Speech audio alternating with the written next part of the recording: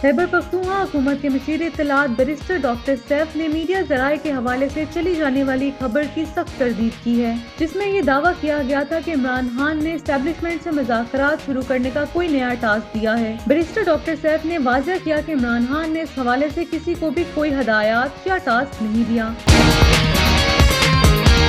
America ने आलमी तजारती निज़ाम में एक बड़ी तब्दीली का ऐलान करते हुए दुनिया के मुख्तलिफ ममालिक पर जवाबी टैरिफ आयद कर दिए हैं, जिसके तहत पाकिस्तान समेत 25 ममालिक पर अज़ाफ़ी महसूलात लागू किए जा रहे हैं। इस फैसले के मुताबिक अमरीकी दरामदात पर सबसे ज्यादा टैरिफ आयद करने वाले ममालिक को सख्त रद्द-ए-अमल का सामना करना पड़ेगा। सदर मुमलिकत आसिफ अली जरदारी कराची के अस्पताल में जेर इलाज है, इनका कोरोना टेस्ट मुस्बत आया है। वज़ीर आज़म शहबाज शरीफ ने कौम से सदर मुमलिकत की सेहत के लिए दुआ की अपील की है। वज़ीर आज़म शहबाज शरीफ ने इससे कबल सदर जरदारी को फोन करके इनकी खैरियत दरियाफ्त की थी। नोबल इंस्टीट्यूट ने पाकिस्तान तहरीक इंसाफ के बानी इमरान खान की नोबल अनाम के लिए नामजदगी से मुतालिक खबरों को सियासी चाल करार देते हुए कहा है कि इस अमल से नोबल अनाम के वकार को नुकसान पहुंचा है। नोबल इंस्टीट्यूट के डायरेक्टर क्रिस्टियान बर्ग हाक ने नॉर्वे के एक मारूफ अखबार में मजमून लिखा, जिसमें उन्होंने इस नामजदगी के दावे पर शदीद तहफ़्फ़ुज़ात का इजहार किया। पाकिस्तानी अदाकारा मदीहा इमाम ने इंकशाफ किया है कि एक ड्रामे की शूटिंग के दौरान थप्पड़ लगने की वजह से उनके एक कान की समात मुतासिर हुई। अदाकारा ने ये बात ईद के मौका पर एक निजी टीवी प्रोग्राम में कही, जहां उनके साथ मौजूद साथी अदाकार फैसल कुरैशी ने भी इस बात की तस्दीक की। मदीहा इमाम ने बताया कि वो अपने एक कान से कम सुनती हैं, जिस पर फैसल कुरैशी ने कहा कि यह हकीकत है और इन्हें मालूम है ये वाकया एक ड्रामे के सेट पर पेश आया था। लाइक करना तो इजी है, बात तो तब हो जब लाइक नहीं लव हो।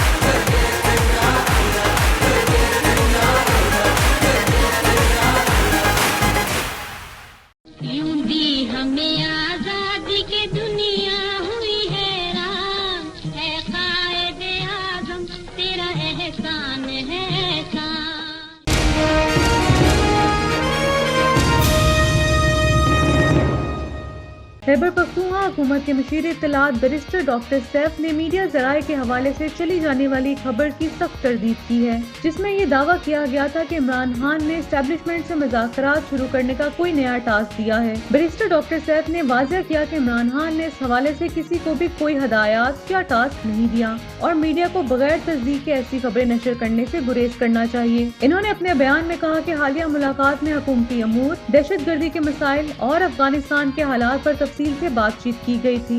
इमरान खान ने वज़ीर आला को हुकूमती मामलात पर हदायत दी, जबकि ने दहशतगर्दी और अफगानिस्तान के मामलात पर मशवरे दिए बगैर। बैरिस्टर डॉक्टर सैफ ने मजीद कहा कि इमरान खान ने एक बार फिर वाज़ेह किया है कि वो ज़ाती फायदे या अपनी रिहाई के लिए किसी भी इदारे या एस्टेब्लिशमेंट से बातचीत नहीं करेंगे। इन्होंने कहा कि इमरान खान के लिए मुल्क की मुआशी तरक्की और सियासी इस्तेहकाम सबसे अहम है और इनके मुताबिक दोनों एक दूसरे से जुड़े हुए हैं। मशीर इत्तलात केपी ने इस बात पर जोर दिया कि मुल्क में सियासी इस्तेहकाम के बगैर मुआशी तरक्की मुमकिन नहीं है और इसके लिए जरूरी है कि पीटीआई को तस्लीम किया जाए और इसकी ताकत को नजरअंदाज करने की कोशिशें बंद की जाएं। इनका कहना था कि पीटीआई एक हकीकत है जिसे तस्लीम करना होगा ताकि मुल्क में इस्तेहकाम पैदा हो सके।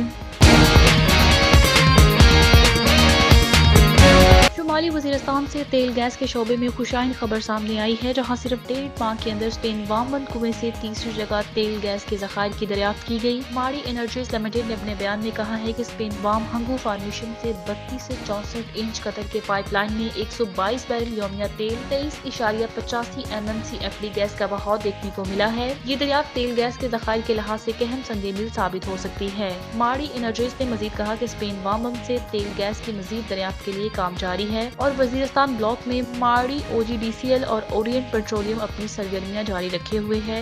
اس حوالے سے MD اور CEO ماڑی انرجیز فہیم حیدر نے وزارت پیٹرولیم قانون نافذ کرنے والے اداروں کے تعاون کا شکریہ ادا کیا اور کہا کہ یہ تیل گیس کی نئی دریافت سے مقامی ضروریات کو پورا کرنے میں مدد ملے گی۔ یہ تیسری دریافت ہنگو فارمیشن کے ذخائر میں کی گئی۔ اس سے قبل ماڑی انرجیز نے وزیرستان میں گیس اور تیل کی دریافت کا اعلان فروری اور مارچ میں بھی کیا تھا، جس کے بعد اس علاقے میں توانائی کے ذرائع میں اضافے کی امید پیدا ہوئی اور یہ اقتصادی ترقی کے لحاظ سے کہت پیش رفت ہے۔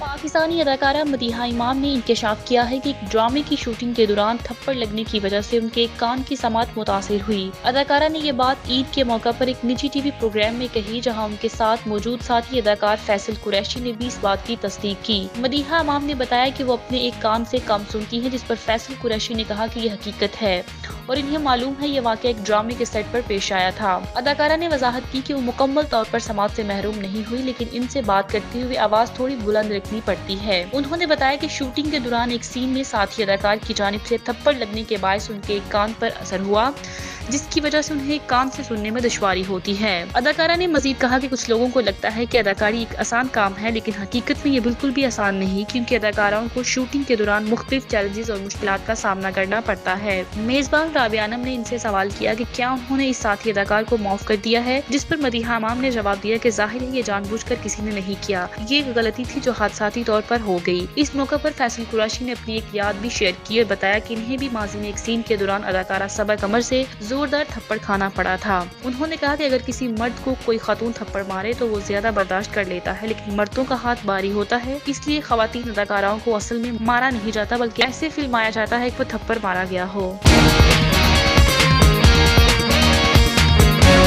نوبل انسٹیٹیوٹ نے پاکستان تحریک انصاف کے بانی عمران خان کی نوبل انعام کے لیے نامزدگی سے متعلق خبروں کو سیاسی چال قرار دیتے ہوئے کہا ہے کہ اس عمل سے نوبل انعام کے وقار کو نقصان پہنچا ہے۔ نوبل انسٹیٹیوٹ کے ڈائریکٹر کرسٹیان برگ ہاک نے ناروے کے ایک معروف اخبار میں مضمون لکھا، جس میں انہوں نے اس نامزدگی کے دعوے پر شدید تحفظات کا اظہار کیا اور اسے سیاسی فائدے کے لیے استعمال کرنے کی کوشش قرار دیا ہے۔ ہاک بریکن کے مطابق نوبل انعام کی نامزدگی کا باضابطہ اعلان ہونے سے پہلے ہی اس خبر کو پھیلا کر ناروے میں مقیم پاکستانی ووٹرز کو متاثر کرنے کی کوشش کی گئی، جو غیر روایتی اور نوبل انعام کے وقار کے لیے نقصان دہ طریقہ ہے۔ جب کسی سیاسی شخصیت کی نامزدگی کو اس انداز میں پیش کیا گیا جس سے نوبل انعام کی ساکھ پر سوالات اٹھنے لگے ہیں۔ حالیہ دنوں میں ناروے کے سینئر پارٹی نے اعلان کیا تھا کہ عمران خان کو امن کے نوبل انعام کے لیے نامزد کیا گیا ہے۔ اس اعلان کے بعد مختلف حلقوں میں شدید رد عمل دیکھنے میں آیا۔ کچھ افراد نے اس اقدام کو سیاسی فوائد حاصل کرنے کی کوشش قرار دیا ہے، جبکہ دیگر نے اسے ایک مثبت پیش رفت کے طور پر دیکھا۔ نوبل انسٹیٹیوٹ نے واضح کیا ہے کہ نوبل انعام کی نامزدگی اور فیصلے کے لیے ایک سخت اور شفاف ضابطہ کار موجود ہے اور اسے سیاسی مقاصد کے لیے استعمال کرنا کسی صورت قابل قبول نہیں۔ اس بیان کے بعد یہ بحث مزید شدت اختیار کر گئی ہے کہ آیا کسی بھی سیاسی شخصیت کی نامزدگی کو اس طرح عوامی سطح پر پیش کرنا اخلاقی طور پر درست ہے یا نہیں۔ صدر مملکت آصف علی زرداری کراچی کے اسپتال میں زیر علاج ہے، ان کا کورونا ٹیسٹ مثبت آیا ہے۔ وزیر اعظم شہباز شریف نے قوم سے صدر مملکت کی صحت کے لیے دعا کی اپیل کی ہے۔ وزیر اعظم شہباز شریف نے اس سے قبل صدر زرداری کو فون کر کے ان کی خیریت دریافت کی تھی۔ صدر کی صحت سے متعلق اظہار تشویش کرتے ہوئے وزیر اعظم نے ان کی جلد صحت یابی کی دعا کی اور صدر مملکت کو بہترین طبی سہولیت فراہم کرنے کی ہدایت کی ہے۔ صدر کے ذاتی مولد ڈاکٹر عاصم حسین نے بتایا ہے کہ ان کا کورونا ٹیسٹ مثبت آنے پر صدر کی ملاقاتوں پر پابندی لگا دی گئی ہے، انہیں مکمل آئسولیشن میں رکھا جا رہا ہے۔ ڈاکٹر عاصم حسین کے مطابق آصف علی زرداری انفیکشن ڈیزیز کے ماہرین کے زیر علاج ہیں، ان کے کئی ٹیسٹ کیے گئے اور مکمل مانیٹرنگ کی جا رہی ہے۔ دوسری جانب سندھ کے سینئر وزیر شرجیل میمن نے صدر زرداری کو دبئی منتقل کرنے کی خبروں کو مسترد کر دیا ہے۔ ان کا کہنا ہے کہ صدر زرداری 4 اپریل کو ذوالفقار علی بھٹو کی برسی کے جلسے میں شرکت نہیں کریں گے۔ برسی کی تقریب سے بلاول بھٹو کو زرداری خطاب کریں گے۔ گورنر پنجاب سلیم حیدر، گورنر KP فیصل کریم کنڈی اور گورنر سندھ کامران ٹیسوری نے بھی صدر زرداری کی جلد صحت یابی کے لیے دعا کی ہے۔ گورنر سندھ ٹیسوری نے صدر زرداری کے لیے اسپتال میں گلدستہ بھی بھجوایا ہے، جبکہ اسپیکر پنجاب اسمبلی ملک احمد خان نے بھی صدر مملکت کی صحت یابی کے لیے دعا کی ہے۔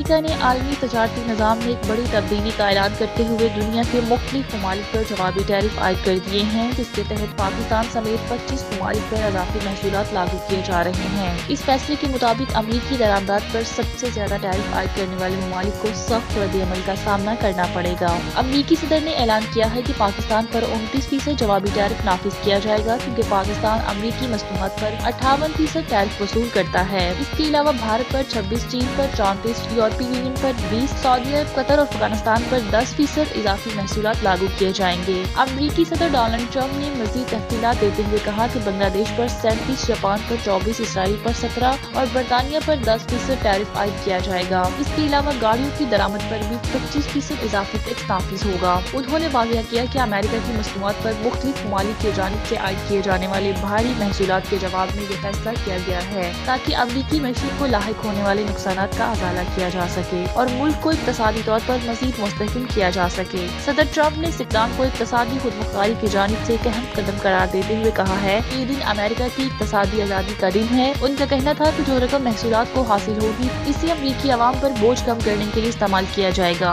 اور ان کے ٹیکسوں میں کمی کی جائے گی۔ انہوں نے ماضی میں امریکی تجارتی پالیسیوں کو تنقید کا نشانہ بناتے ہوئے کہا ہے کہ برسوں تک امریکی عوام کو نظر انداز کیا گیا ہے، مگر اب امریکہ کی خوشحالی کی باری ہے۔ انہوں نے کہا کہ اس جوابی ٹیرف کے نفاذ سے امریکہ کی صنعتوں کو فروغ ملے گا اور مقامی معیشت کو تقویت ملے گی، کیونکہ مقامی سطح پر تیار کردہ مصنوعات کی مانگ میں اضافہ ہوگا۔ امریکی صدر نے مزید کہا کہ ان نئی تجارتی پالیسیوں کے تحت ان ممالک کو اپنی پالیسیوں پر نظر ثانی کرنے پر مجبور کیا جائے گا جو امریکی مصنوعات پر بھاری ٹیرف لگا کر ناجائز فائدہ اٹھا رہے ہیں۔